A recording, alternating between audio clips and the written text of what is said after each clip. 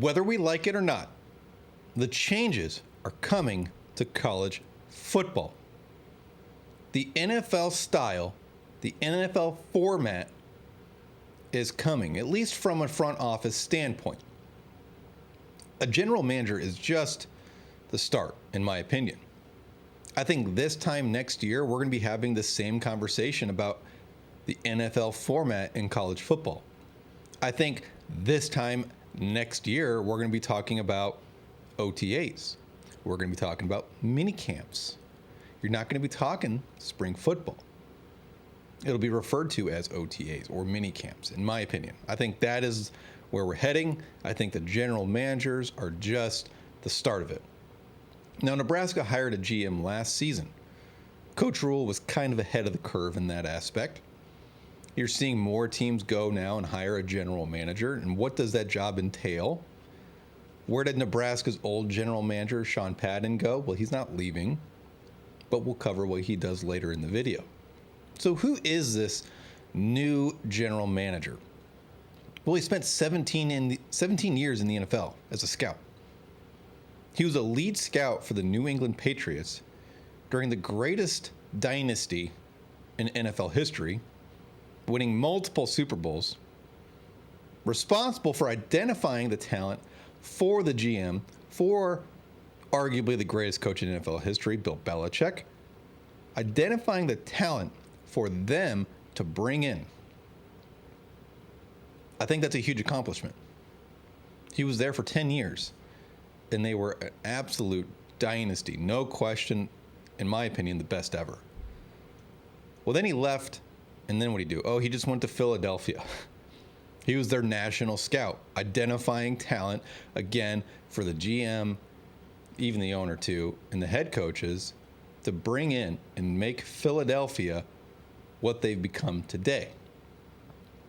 How does he have ties to Matt Rule? Well, Matt Rule took over for the Carolina Panthers in 2020. That's when Matt Rule brought in Pat Stewart, your new general manager.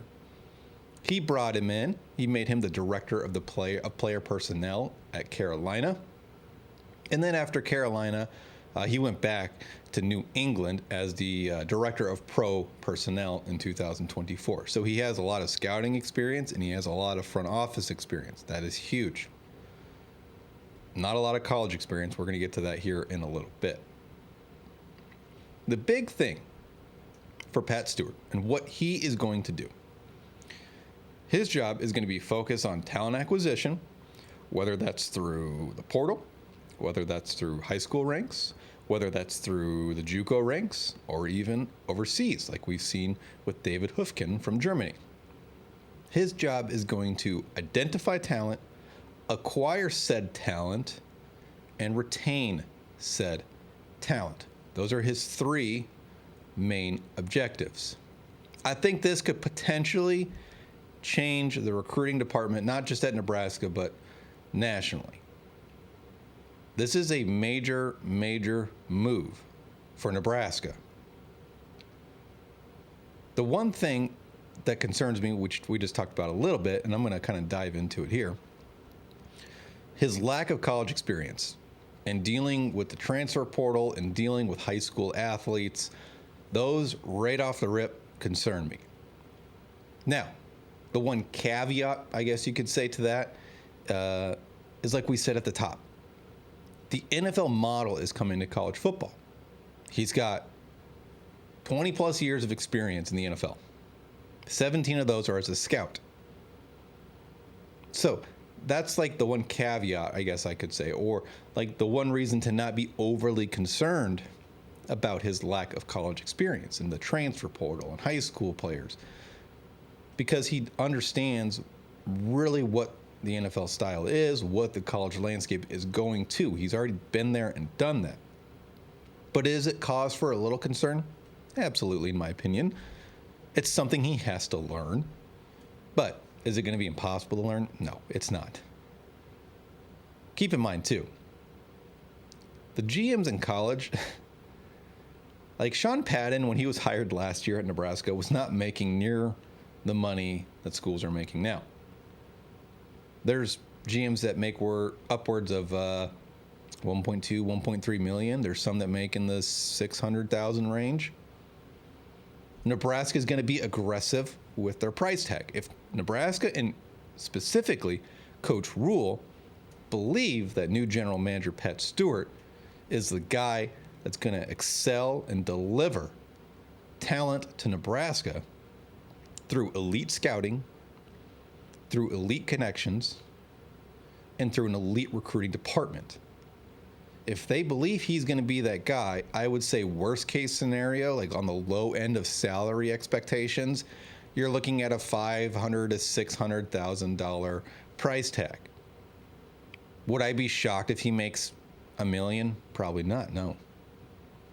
I think he's probably going to be in that $700,000 to $800,000 range. Nebraska is very aggressive with the salaries. They need to compete with the big-time programs that they're aspiring to be again, that they're chasing, the Ohio States, the Penn States, USC. Granted, they're not very good under Lincoln Riley. They could be really good here next year and in the coming years, but they were very aggressive with hiring a GM. North Carolina, very aggressive. They're paying their GM over $1.3 million, I believe. Nebraska will be competitive in the salary expectations for this position. The one thing about Coach Rule's staff, and this goes on field and what I'm going to call the front office, because like I said, the NFL style has come in college football. So we're going to call on-field coaches and front office staff. Nebraska has such a good blend of NFL experience on staff on the field as well as in the front office. And they have a great blend of college experience in the front office and on the field. John Butler, for example, NFL and college. Terry Braden, NFL, really hasn't coached in college in quite a while. So most of his experience is in the NFL. Addison Williams, college experience. Rule, NFL and college. Satterfield, NFL and college. Glenn Thomas, NFL and college. Those are just some of the examples. That's what I love about what Coach Rule has done. He's surrounded himself with so many people from the NFL and the college, and he's blending them together because eventually, like we've been saying, this is going to be an NFL style at college football. Okay, so now on to what current, I guess you could call him general manager. He's technically getting ready to switch positions, but current GM for now, Sean Patton. What is he going to do? He's not leaving Nebraska. He's staying on as the associate AD for strategic initiatives. From my understanding, this is a new position, and what I believe is going to be a very key position. Think of the associate AD for strategic initiatives. Think of that as,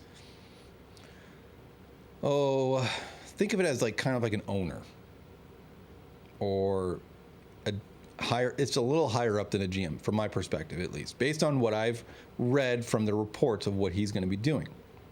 The main things, contract negotiations.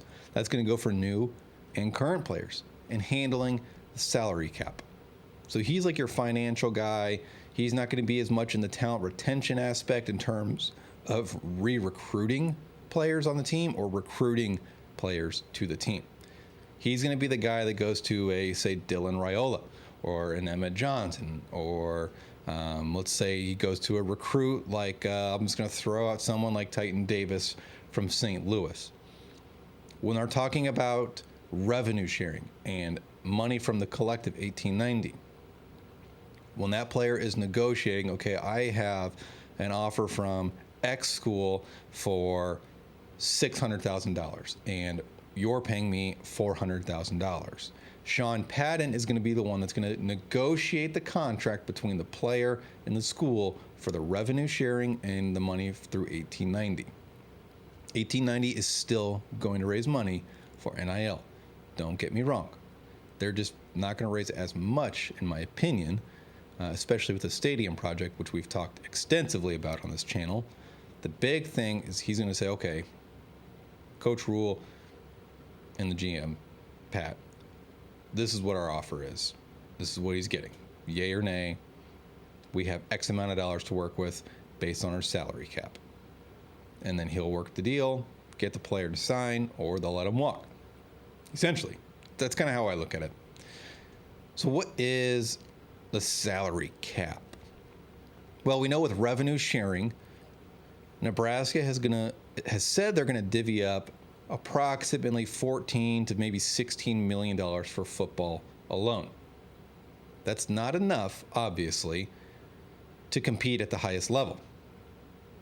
That's where 1890 comes in.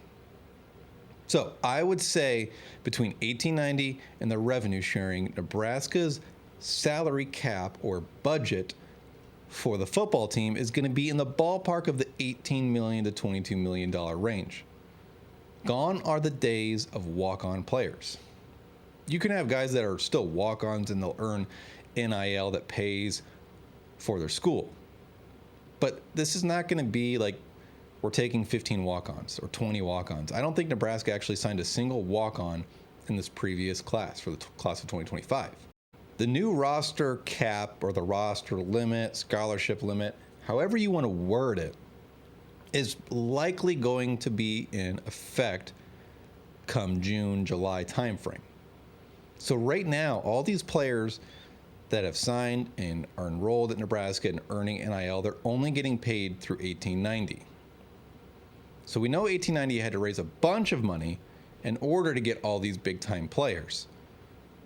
Once the revenue sharing kicks in, they'll have that, 14, 15, 16 million from rev share and another, we'll call it, just to be safe, we'll call it another 4 to 6 million from 1890. It could be more. I mean, if they start winning at a high clip, if we're winning 9, 10, 11 games, we're getting to the playoffs, that money I think will flood into 1890 at a higher rate than it has been. Because when you're winning, you want to sustain that. So you have to pay for it. That's just the way college football is nowadays. So let me know your thoughts down in the comments. I want to know your opinions on the new GM hire. I want to know your thoughts on the NFL model coming into college football. Make sure you like, you comment, subscribe, share our videos on Twitter or X, whatever you call it, on Facebook, on Instagram, all that fun stuff. Let me know your thoughts down below. I appreciate everybody for tuning in. Make sure you're staying tuned for our Tuesday night live episode. We have Caden Vermas joining, and we have one more big time guest joining for Tuesday night's episode. So stay tuned to Justin's Twitter account or his X account, because he's going to be the one that has our official guest list announcement in the coming days. Thank you so much for tuning in, and have a great day, everybody.